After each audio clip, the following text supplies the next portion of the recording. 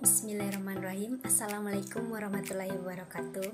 Pada video kali ini saya akan menjelaskan kembali atau mengulas kembali materi yang berjudul Konsep Dasar Manajemen Peserta Didik. Yang pertama, pengertian manajemen peserta didik. Nah, manajemen peserta didik ini merupakan penggabungan dari manajemen dan peserta didik. Manajemen itu adalah suatu proses yang khas yang terdiri atas tindakan-tindakan yang berupa perencanaan, pengorganisasian, penggerakan, dan pengendalian yang dilakukan untuk menentukan serta mencapai tujuan atau sasaran yang telah ditentukan melalui pemanfaatan sumber daya manusia dan sumber-sumber lainnya. Adapun peserta didik itu adalah sebagai satu komponen masukan dalam sistem pendidikan yang selanjutnya diproses dalam proses pendidikan sehingga manusia yang berkualitas sesuai dengan tujuan pendidikan nasional. Adapun manajemen peserta didik menurut Kajewicz adalah sebagai layanan yang memusatkan perhatian pada pengaturan, pengawasan, dan layanan siswa di kelas dan di luar kelas seperti pengenalan, pendaftaran, layanan individual seperti pengembangan keseluruhan kemampuan, minat, kebutuhan sampai ia matang di sekolah.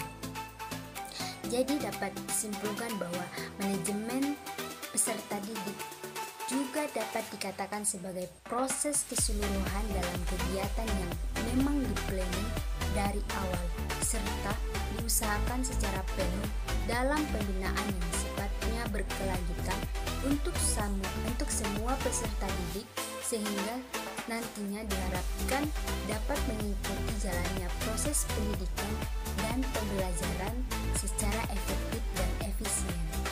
Selanjutnya yang kedua itu tentang fungsi, tujuan, dan prinsip-prinsip manajemen peserta didik. Adapun tujuan dari manajemen peserta didik terbagi atas dua, yaitu tujuan secara umum dan tujuan secara khusus. Tujuan secara umum ini adalah di mana peserta didik itu diatur dalam berbagai kegiatan bidang kesiswaan yang dapat menunjang proses belajar mengajar.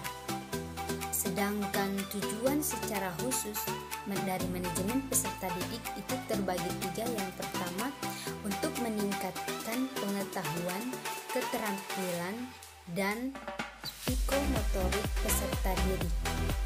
Kemudian yang kedua itu untuk menyalurkan dan mengembangkan kemampuan umum, kecerdasan, bakat, dan minat peserta didik. Dan yang ketiga, menyalurkan aspirasi, harapan, dan memenuhi kebutuhan peserta didik dengan terpenuhinya ketiga tujuan tersebut. Adapun fungsi dari manajemen peserta didik itu yang pertama, fungsi yang berkenaan dengan pengembangan individualitas peserta didik. Artinya agar mereka itu dapat mengembangkan potensi individualitasnya tanpa banyak hambatan. Kemudian fungsi yang kedua yaitu yang berkenaan dengan pengembangan fungsi sosial peserta didik.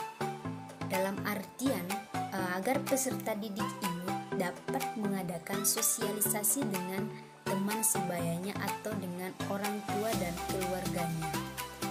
Kemudian fungsi yang berkenaan dengan penyaluran aspirasi dan harapan peserta didik. Artinya di mana peserta didik itu mengembangkan minat dan bakat atau hobinya untuk dapat mengalami perkembangan diri peserta didik secara keseluruhan. Kemudian yang terakhir itu ada fungsi yang berkenaan dengan pemenuhan kebutuhan dan kesejahteraan peserta didik. Artinya di mana peserta didik ini harus dapat memikirkan kesejahteraan teman sebayanya atau lingkungan sekitarnya. Adapun prinsip-prinsip dari manajemen peserta didik itu ada manajemen peserta didik itu harus dipandang sebagai bagian dari keseluruhan manajemen sekolah. Kemudian segala urusan atau segala bentuk kegiatan manajemen peserta didik itu haruslah mengemban misi pendidikan dan dalam rangka mendidik para peserta didik.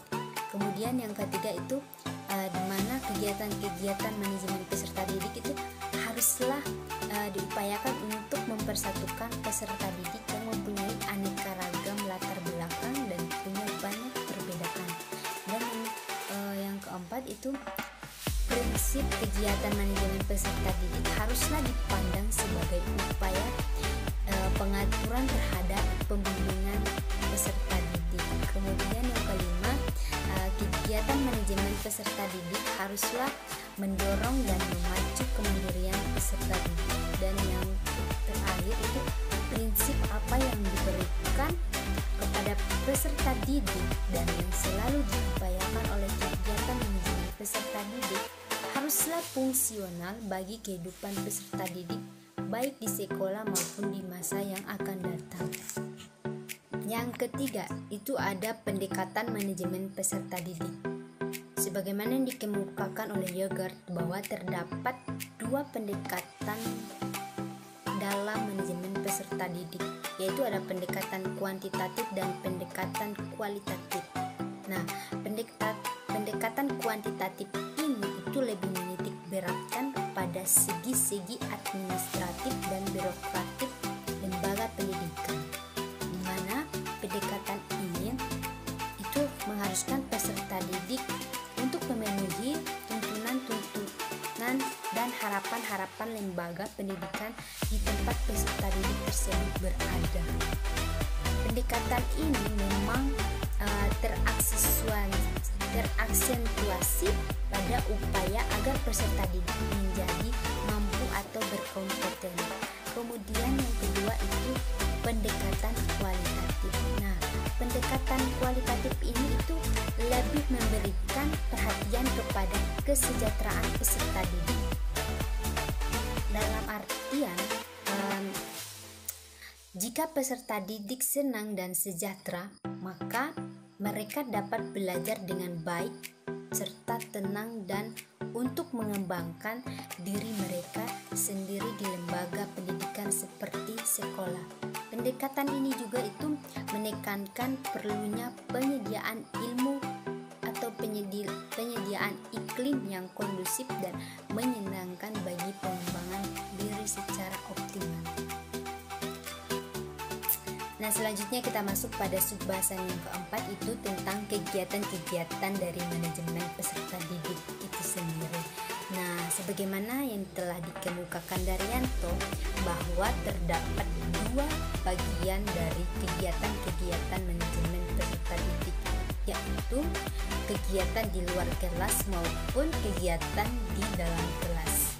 Adapun kegiatan di luar kelas itu meliputi penerimaan peserta didik, pencatatan peserta didik, pembagian seragam sekolah, penyediaan sarana olahraga, sarana perpustakaan, dan sarana-sarana lainnya yang menunjang lembaga pendidikan tersebut. Kemudian yang kedua itu kegiatan di dalam kelas. Nah, kegiatan di dalam kelas ini yaitu meliputi pengelolaan kelas, interaksi belajar mengajar yang positif, penyediaan media pembelajaran, dan banyak hal yang dilakukan dalam kelas yang meliputi pengembangan diri dari para peserta didik itu sendiri.